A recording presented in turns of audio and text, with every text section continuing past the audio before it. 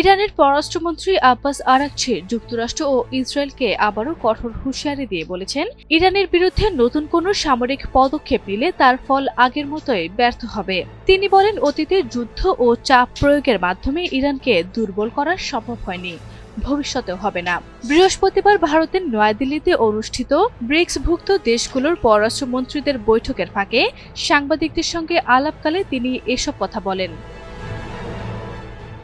সাম্প্রতিক সময়ে মার্কিন ও ইসরায়েলি কর্মকর্তাদের দেয়া বিভিন্ন হুমকির জবাবে আরাকচি বলেন, ইরান বহু বছর ধরেই এমন হুমকির মুখোমুখি হচ্ছে, তবে বাস্তবে এসব হুমকি বা যুদ্ধ কোনো ফল বয়ে আনেনি। তিনি বলেন, ইরানকে ঘিরে কোনো সমস্যার সামরিক সমাধান নেই। তার ভাষায়, ইরান কখনো চাপের কাছে মাথা নত করে না। যারা যুদ্ধের মাধ্যমে আমাদের দুর্বল করতে চেয়েছিল, তারাই শেষ পর্যন্ত ব্যর্থ হয়েছে।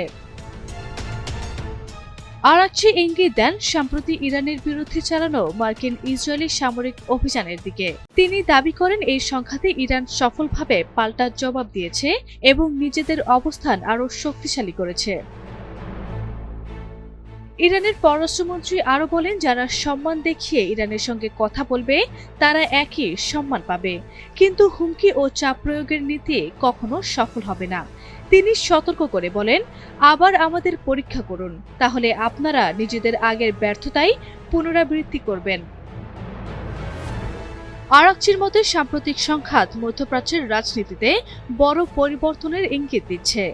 এখন অনেক দেশই ইরানকে অঞ্চলের একটি শক্তিশালী ও প্রভাবশালী রাষ্ট্র হিসেবে দেখছেন। তিনি বলেন, এই পরিস্থিতিতে অঞ্চলের শান্তি ও স্থিতিশীলতার জন্য নতুন দৃষ্টিভঙ্গি গ্রহণ করা জরুরি। আরভি ইসলাম হিমু, এনটিভি অনলাইন।